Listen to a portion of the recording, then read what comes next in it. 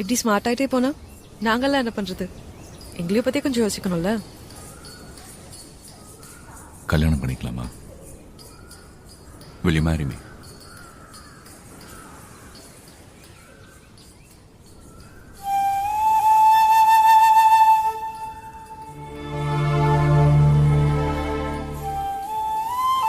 ஊரே பேசுதில்ல. Look, I love you. நீ வேணும், கல்யாணம் பண்ணிக்கணும், அவ்வளவுதான்.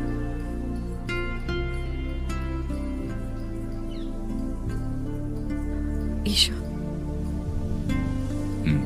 ஈஷா அவ வேற ஒருத்தரோட பொண்ணு. என்ன இருந்தாலும் நாளைக்கு நமக்கு குழந்தைங்க பிறந்தா என்ன அழ வைக்கிறேம்மா.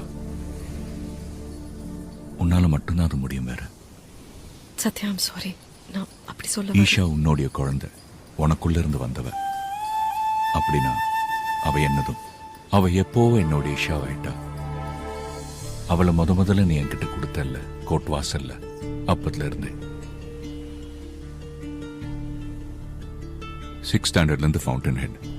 அதுக்காக இப்பத்துல இருந்து வாரம் போய் அப்ளை பண்ணணும், போய் நிக்கணும். நிப்போம் ஒன்னா. எங்கேயாவது ஸ்கூல் முடிச்ச உடனே வெளியே போய் படிக்கணும்னு அவ சொன்னா முதல்ல அவளை போக விடாம பார்க்கணும். ரொம்ப அடம் பிடிச்சான்னா கொஞ்சம் கொஞ்சமா பணம் சேர்த்து வச்சு இன்னில இருந்து அவளை அனுப்பும் படிக்க. சம்பளம் மட்டும்தான் தெரியும்ல, வேற எதுவும் நான் வாங்குறது இல்லை, வாங்கவும் மாட்டேன். அதனால உன்னுடைய ஹெல்ப்பும் கொஞ்சம் வேணும்.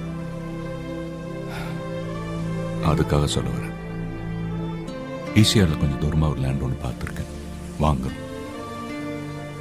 இன்னைக்கு ஒன்றும் இல்லை, ஆனா 15 வருஷம் கழிச்சு நல்ல வேல்யூ இருக்கும். ரிட்டையர்ட் லைஃப் நமக்கு அங்கதான். கடலை பார்த்துக்கிட்டே தாலாட்டுதே வானம்னு பாட்டு பாடி, அப்போ நம்ம ஈஷாவை குழந்தைங்களோட வந்து நம்ம கூட இருந்துட்டு போவா. அந்த அளவுக்கு நான் பிளான் பண்ணி வச்சிருக்கேன். நீ என்னடான்னா வேற யாரை பத்தி நான் பேசல, கவனிச்சியா? ஏன்னா நமக்கு வேற குழந்தைங்களே வேண்டாம், ஈஷா மட்டும் போதும்.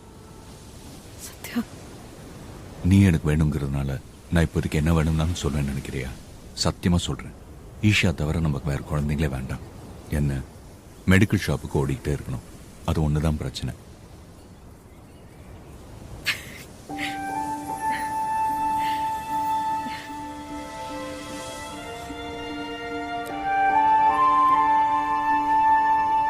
ஒருத்தர் தான், அவன் முகம் எனக்கு மறந்து போச்சு. இவ பிறக்கிற வரைக்கும் கூட அவன் வெயிட் பண்ணல. நீ என்னடான்னா? அதனால தான் சொல்றேன், சரின்னு சொல்லு.